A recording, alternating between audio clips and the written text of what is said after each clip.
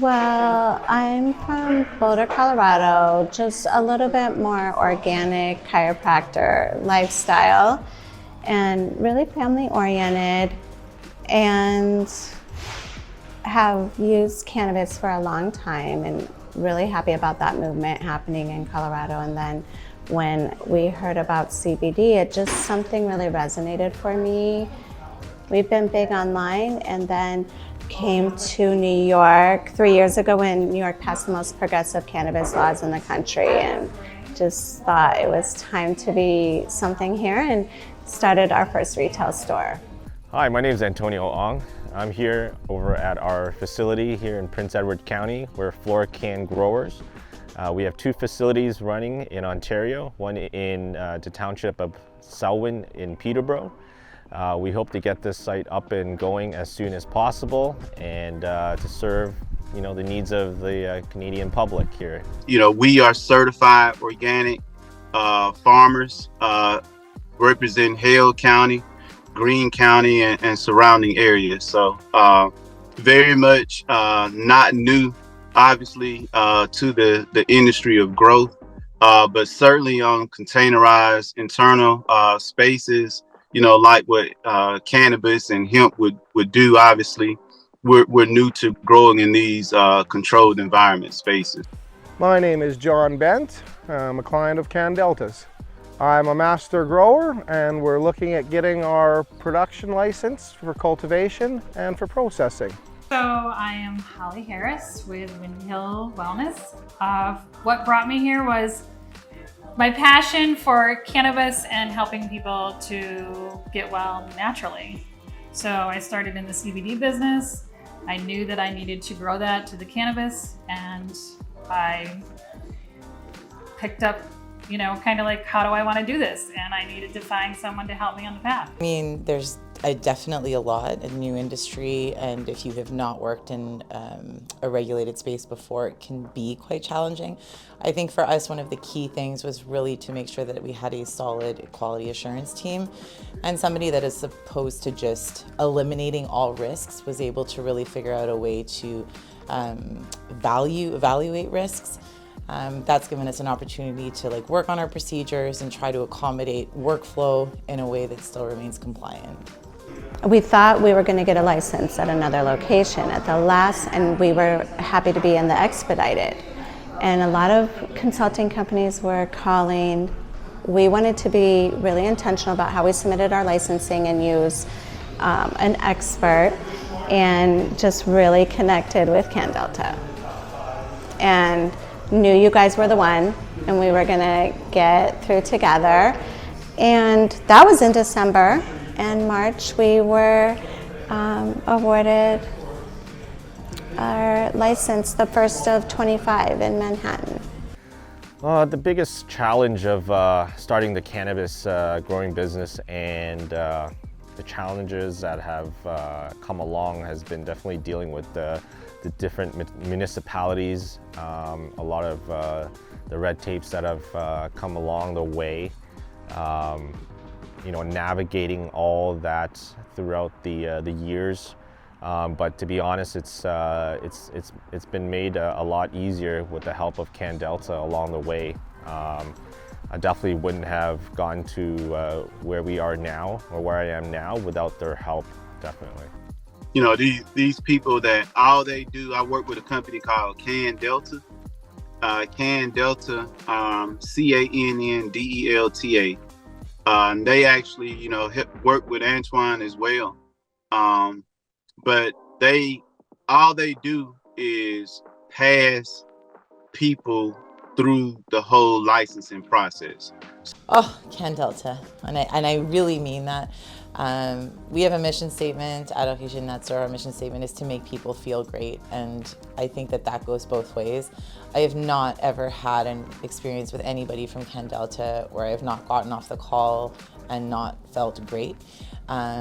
Extremely professional. They understand the timing and the deadlines and the importance of each project.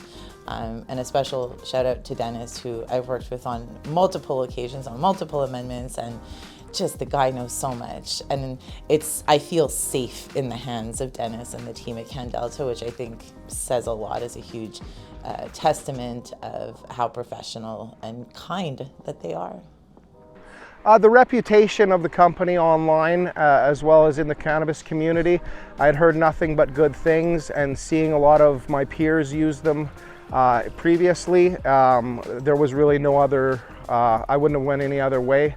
I felt really comfortable and confident with the company, and knowing some of the history about them and some of the facilities that they got licensed definitely left me with a feeling of confidence, and that's why I chose CannDelta.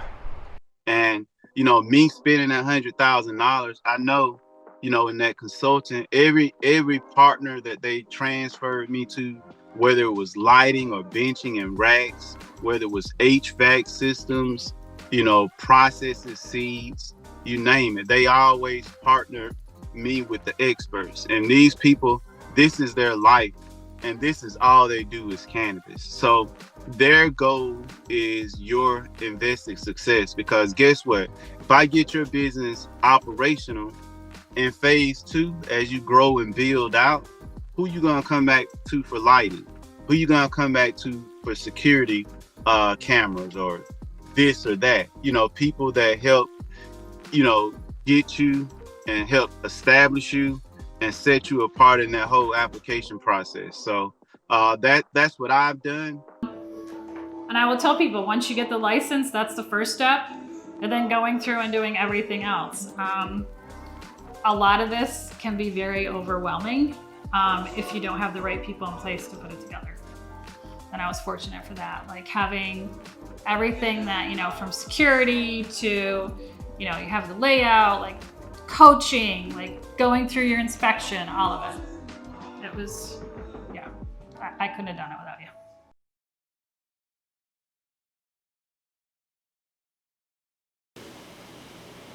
Welcome to our post-licensing webinar. We're going to teach you everything you need to know to open up your cannabis retail dispensary in the state of New York after you get your license awarded. I'm Dr. Lucas McCann. I'm the CSO from CannDelta. We got a lot of content to get through today, so let's get started.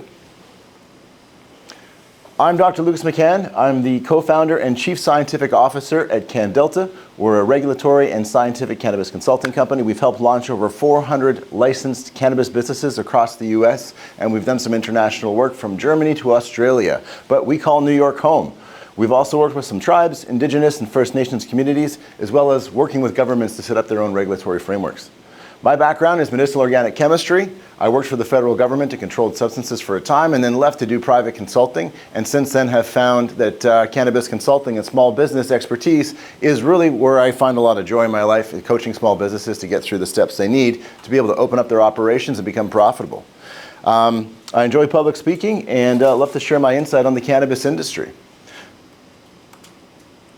So let's point out some of the free resources that are available from the Office of Cannabis Management. Here we have our PDF sheets that are downloadable cut sheets that quickly describe concisely all of the permitted activities for each of the license types and a lot of the application requirements. So visit the OCM website to get a lot of free resources that are very helpful in deciding what cannabis activities or what business would be right for you.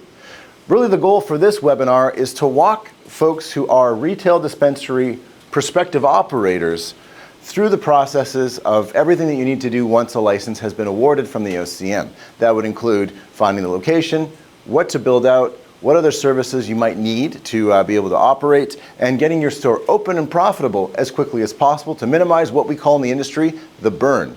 The burn is all the time that you take spending money on things like leases and other expenses while you're waiting to operate and conduct your first transaction. So how do we minimize that?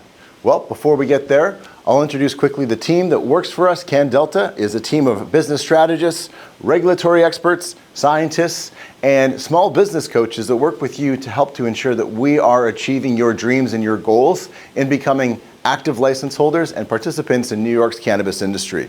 We've got a very robust team, and we're available for in-person meetings at our office in the Tribeca area. We're at 99 Hudson Street at the corner of Franklin and Hudson. So feel free to reach out to us for an appointment if you'd like to come by, or if you'd like us to come by and see your store and provide our expertise in person, we're more than happy to do that. In the time we've been running, since 2017, we've helped launch over 400 cannabis businesses. There have been a lot of lessons learned, a lot of experiences in that time. We've worked across the country and internationally, and we work with small businesses and MSOs, so small mom and pop operations to folks who are looking to launch their businesses in several states. We have had our comments featured in Forbes, High Times, MJ Biz, and other top publications. And our clients span the range of the industry, so everyone from the production side, cultivation, manufacturing and processing, CPG lines, canning and bottling producers. We work with analytical testers, wholesalers, distributors, folks who specialize in destruction, and as well, delivery drivers, but most importantly, cannabis retail operators and dispensary operators is a big part of our business. Here's a snapshot of a number of our clients that again span the width of the industry. This is available on our website as a case study about the first dispensary from the general application round that was opened in the state of New York. This was our client. We're very happy to say that Blue Forest Farms at 122 East 25th Street between Park and Lex was the first store to be opened from the general application round and a proud client of CannDelta. This is an excellent case study about her story. It includes a very detailed breakdown of the processes that she went through to open up her store so quickly, what she spent, and we've got a very great interview, very in-depth interview with Trina Johnson, the owner of Blue Forest Farms Dispensary, on our case study on the website. Step one in being able to operate in the state of New York is to acquire a cannabis license that allows for retail dispensary operations. The application window closed December 2023, and since then has not reopened. So what do you do if you don't already have a license? Well, you can apply for a license when the application portal opens up again, and we don't necessarily know when that's going to be, or you can buy an entity and become an investor in a business that already owns a license. In terms of applying for a license, there are several components that have to go into an application from start to finish. The initial application and document particulars will include everything from a site feasibility assessment, municipal zoning verification check, regulatory business plan, security plans, operating plans, community impact plans, environmental and sustainability plans, employee training plan, cap tables, financial and funding documentation, disclosures, attestations, background checks, certifications, corporate formation documents, articles of incorporation, operating agreements, proof of premises control, leases, deeds, or letters of intent, certificates of occupancy, financial capability, bank statements, and sometimes even loan agreements and investor documentation. For pre-operations, typically you're looking at final site inspections and OCM approval. We need security system installation and testing as a part of that, operational compliance review, product sourcing and vendor agreements with your licensed producers in the state, initial inventory setup and seed to sale tracking integration, hiring and employee training and implementation of best business practices, implementation of SOPs, or standard operating procedures, means for quality assurance, inventory control, point of sale integration, track and trace software integration, storage and transportation procedures, diversion prevention and compliance, accounting and tax compliance, and then post-operating, again, a number of line items listed here, annual license renewal and compliance filings, employee training updates for new employees, financial and tax reporting, seed to sale tracking and inventory audits will be a part of post-operations, security system maintenance and compliance inspections, community impact reporting and local engagement reviews, standard operating procedure updates and compliance checks, again, maintaining quality assurance, inventory control, proper storage and transportation procedures, diversion and prevention compliance, and ensuring that you remain compliant from an accounting and tax perspective. So the process of owning, operating, and launching a store always remains complex, whether you're going through the application process or acquiring a new business that owns a license already. For those who are interested in acquiring a business or becoming an investor in a business, one would need to speak to someone or an entity that is already a license holder in the state. We do have a list of some opportunities available on our website on the Licenses for Sale tab. You can visit CannDelta.com and click the tab Licenses for Sale to see some of the opportunities that are available for you in the state of New York. A lot of things to consider when looking to apply for a license or buying a license that might already be awarded to another business. One is the cost. So applying for a license definitely has a lower upfront cost. However, there are some considerations there from timing, right? Buying a license, though, in terms of a cost perspective, is going to be a much higher upfront cost than had someone maybe applied in the November Q lottery. The timeline. Applying for a license is very lengthy and subject to state review. And again, we're still waiting for a lot of folks from the December queue to get some responses as to when their applications will be reviewed and subsequently approved. The timeline for buying a license could be potentially immediate, and that could allow immediate access to the industry depending on the length of time that it takes to sign the deal documents and for the approval of not just the OCM but the Cannabis Control Board of the change control or the change takeover with the new incoming TPIs. Regulatory challenges for applying for a license is that it's a complex application with a lot of compliance requirements, and you might be able to skip the line a bit by buying a license or investing in a store that may already be open. It requires license transfer in some cases and board approval of new TPIs that would be coming into a new organizational structure.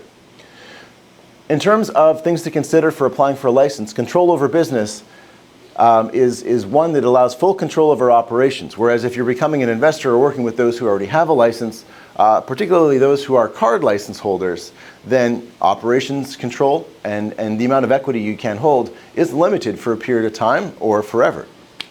Market positioning for those applying for a license is potentially strong if you can get a strong brand presence from the start, but buying into a license can allow established businesses with existing customers to sort of be improved with incoming investment.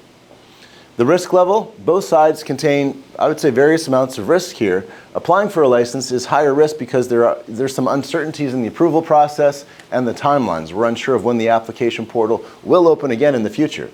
And for buying a license, there's always a risk because all transactions for new incoming TPIs or board members is subject to approval by the Cannabis Control Board.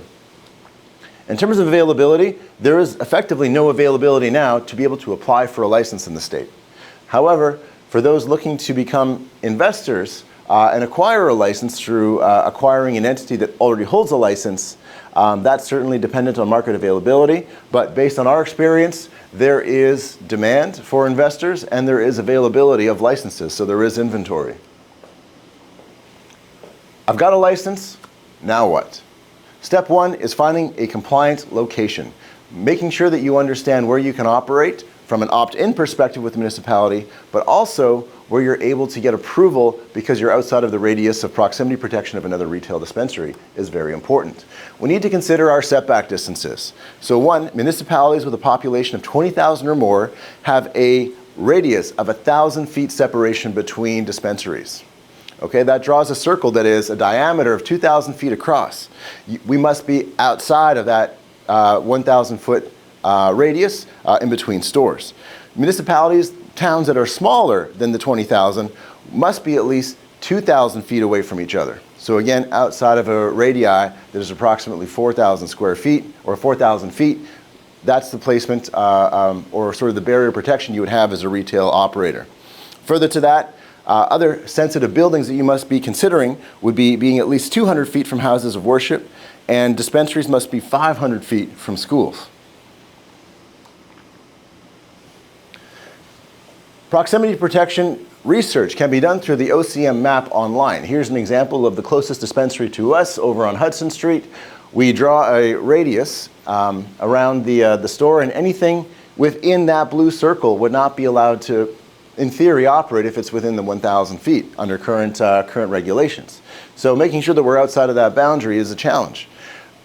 At the beginning of the application process, there were many folks who were applying for similar locations or areas that were within that 1,000 feet radius. So ensuring that you've checked the proximity protection map before applying for a lease is extremely important so that you don't get captured into a lease where you might not be able to easily exit. That can be sometimes time consuming and not very cost effective. Further to that, the proximity protection map that's available online will not only show you the proximity to other dispensaries that might be open, including medical dispensaries, but also proximity to houses of worship, churches, temples, and other sensitive buildings. Once we've determined a suitable location, oftentimes we'll need some sort of municipal approval or community board approval. Luckily in the 5 boroughs, we're all opted in here. So community board approval is a necessary component of getting that approval to be able to open up your dispensary, and speaking to the community board to express interest will be the first step. So one is filling out the expression of interest, which could be as simple as sending an email or completing a form and submitting that. Along with that, you'll have to have proof of your license, some applications that might need to be filled out, as well as some other supporting documents. And that could lead, for instance, to a board hearing and a potential executive presentation by yourself to the board as to why you would be a fit operator to come into the community and be a contributing member to their community. So let's meet Ron. Ron just got his community board approval and has secured his lease. Now he's thinking about all the things that have to happen for him to be able to launch his retail dispensary in a compliant way. What are some of the things that Ron might have to consider? Well, he'll need to determine what his point of sale system might be. He'll need to integrate a payment processing system so he can take debit transactions. And again, credit card transactions are a no in this industry. He'll need to consider things like HVAC and temperature control and humidity control, especially in a secure storage room where he'll be storing product. Similar to a humidor and cigar storage, you don't want the cannabis to be going dry while it's sitting in your storage room. Then, any kind of electrical, wiring, and security have to be considered. Plumbing, signage, training and staffing will be certainly an important component there. Lighting in the store, accounting services, banking, insurance, security systems and camera layout, as well as retention of visual surveillance footage for no less than 30 days. Backup storage, vaults, and whether a vault is even required or some kind of safe or cash drop, display cases, and sensory jars. So we can see here that Ron has a lot to consider when opening up his retail dispensary with a lot of vendors and ancillary service providers that would need to come in to make sure that he would pass his OCM inspection and be able to conduct his first transaction. Let's take a look at a snapshot of the New York Cannabis retail license applications. Here we have a pie chart showing the status of all the different applicants and where they are in the process. In terms of the number of licenses awarded for folks who have been awarded their provisional license, we're at 215, 171 in build-out with 21 waiting for inspection. In terms of operating stores, we have over 350 licensed operating stores now that are conducting transactions across the state. And in the post-selection process, we have 795. So looking at the timeline at the bottom of the screen, we have a number of steps that have to occur from the time the initial application and license awarding step is complete. We have our post-selection process, our build-out, operations and staffing, inspections and launch, and marketing moving forward to help maximize the compliant running business. So, what to do after securing a license? Our post-licensing timeline is as such. So the initial application is complete, licenses become awarded, you then enter the post-selection process, the post-selection phase with the OCM, which requires finishing your build-out, integrating all of your technology systems, your point of sale, your track and trace system, building up the shelving, display cases, the signage, ensuring that cannabis products cannot be seen from the street, operations and staffing, preparing for your OCM inspection and launching the store, as well as marketing. So a lot of milestones need to be met to meet the OCM's requirements for compliance, to be able to ensure your operations and demonstrate your level of readiness. So requirements in the post-selection preparation include ensuring that we've got the business and ownership info updated. So that includes the proper entity structure where we're declaring all investors, owners, and key personnel. The dispensary location and compliance step means we need the exact address, zoning approval, setback verification, and municipal approval where required. Property and occupancy documents would include the landlord acknowledgement if leasing and getting that certificate of occupancy, which requires the building permitting stage. Floor plans and security measures are needed within the operation as well, so having a layout with security features, a plan for developing a secure storage area for the storage of cannabis products, one in terms of physical security and two in terms of maintaining the quality of the product when it is being stored, integrating your point of sale and your payment processing system, as well as integrating your track and trace system for BioTrack in New York State is going to be extremely important. We'll need to highlight where the employee areas are, have a written security plan, and also have assurance that we've got an accredited security monitoring company as part of that contract to ensure that if there's an event that you've got someone monitoring your alarm system. And then following that, local approvals and permits. So proof of zoning, building permits, and compliance with municipal regulations are a requirement to open up. Build out and security. In this step, we're looking at three critical steps. First one is being able to pull permits. So pulling permits requires submitting any kind of change to the municipality and ensuring that that complies with local laws in terms of zoning laws, land use, and anything that might be required.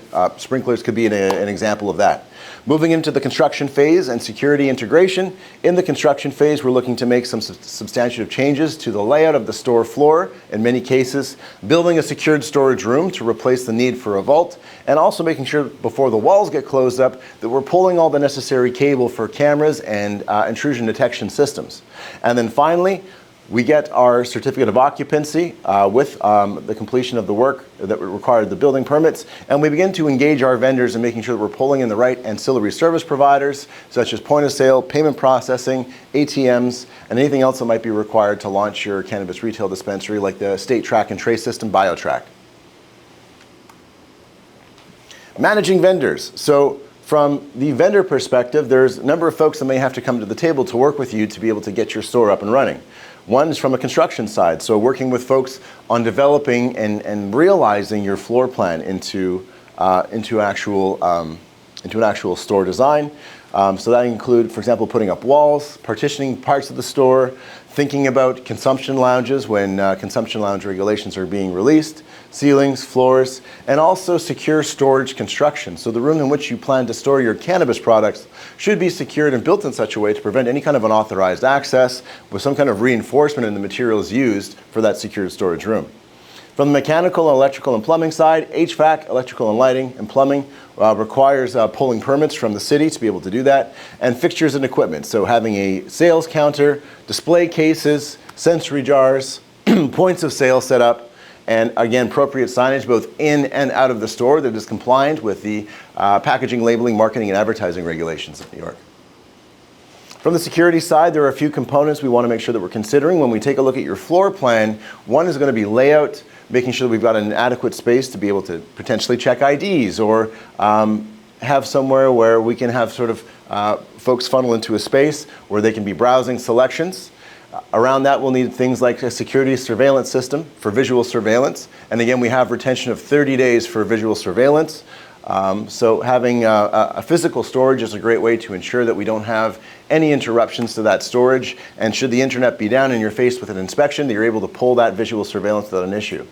Access control is super important. Access control involves anything from locks to using key cards, mag locks, or electric strikes.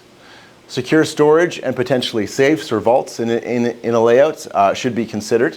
We recommend using a secure storage to sort of negate the use of a vault or even safes in that point or to that point. Having the store alarmed with emergency systems, emergency panic buttons could be an important consideration, and then ensuring that the store environment has quality and environmental control systems to ensure that the quality of the product is maintained while it's on site. From a physical security design perspective, we like to look at the rings of security. Deter, we want to deter the possibility that someone might want to steal from a retail operation. Detect, which is the early detection if someone does try to steal, such as intrusion detection, glass break detectors, motion detectors on the inside of a store. Deny, so if someone makes their way into the store, denying them access to the cannabis products by having a robust secured storage room that prevents unauthorized access, which also can cause a great delay in them being able to access those products or cash at the store, and then defend other defense mechanisms that are used to, again, proactively and sometimes even offensively go after folks who are in the store. There are solutions like strobes and smoke screens that can be used to certainly enhance security at a site. Security begins from looking at the layout of the exterior by implementing a visual surveillance system with appropriate visual surveillance that has the right pixel density to be able to have excellent situational awareness of what's going on in and around the store. Typically for an exterior set of cameras, we'd recommend something like 8 to 10 pixels per foot, which is a pixel density, which would allow for excellent visual surveillance and environmental awareness of what's happening in and around the front and potentially the back of the store. A manager or security's office is great. We can sometimes even integrate this with a secured storage area to allow for efficient use of space in very, very tight New York City spaces. In a manager's office, we like to have a viewing screen Inside the store itself, we want higher visual surveillance resolution on the cameras, typically a pixel density of somewhere between 30 to 40 pixels per foot, which allows for the identification of an individual or even the identification of an individual who could be seen on a camera to the point of being able to actually convict them is very important. So having a space where you can do cash counting, planning as part of a manager's security office is very important. Here we have some examples of compliant display cases. These display cases, again, have a locking mechanism at the bottom. They can be unlocked. Cannabis products can be stored underneath. They're, again, a very thick tempered glass, so they can't easily be shattered or broken. And these particular display cases also have locked storage underneath them to allow for additional storage below, which must be, again, unlocked by staff personnel. They're not left open during the day, so that shopping can be done for all the products that are within there with a bud tender's assistance.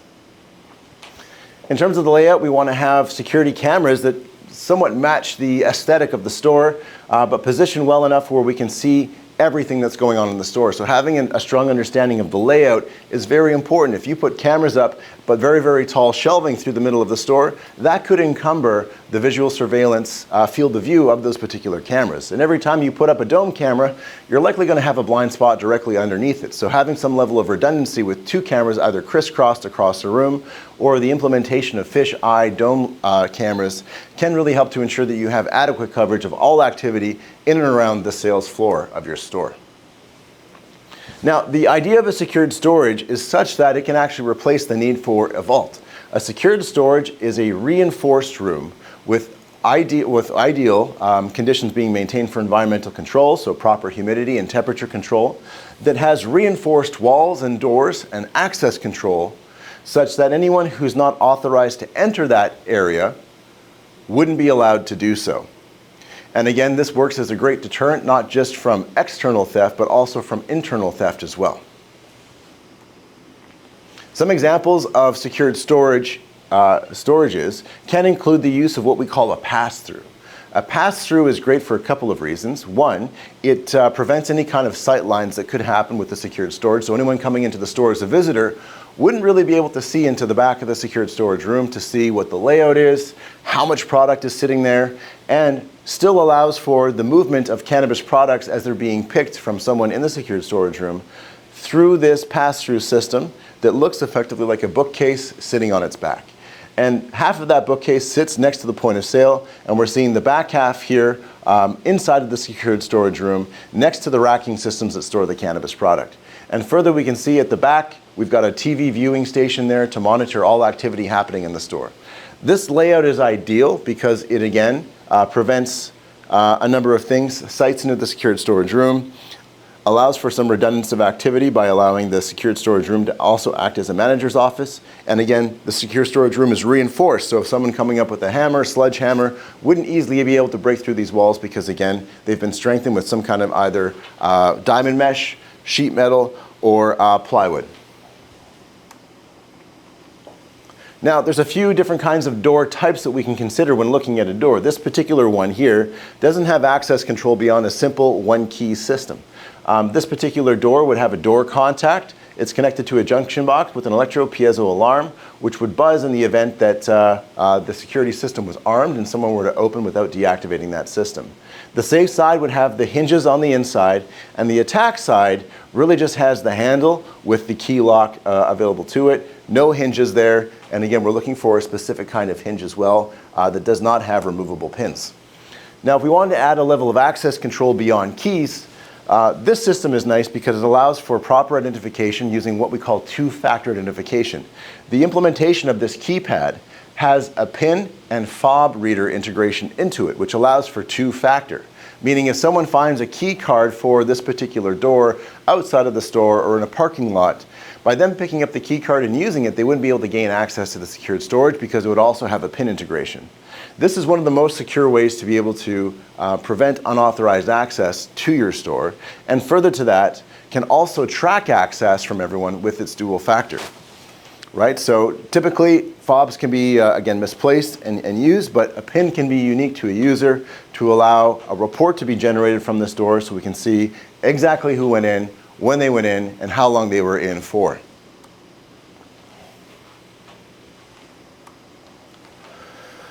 Okay, in terms of operating plans, this again is fundamental and key for scaling up your operations once you're ready to go. Operating plans can include a lot of the day-to-day descriptions of everything that needs to happen within the store.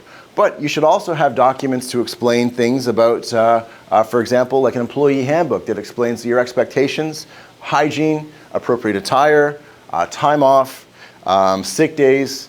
Again, further to that, we'd want plans that speak to a delivery plan. You know, we need an energy and environmental plan as a part of our operating plans, operations and staffing plans, community impact plans, and again, community impact plans now, especially when it comes to license renewals, will play a very, very key role to ensure that stores are easily able to renew their license. So a lot of folks have submitted community impact plans without thinking about implementing them, but this will be certainly key over the next year or two.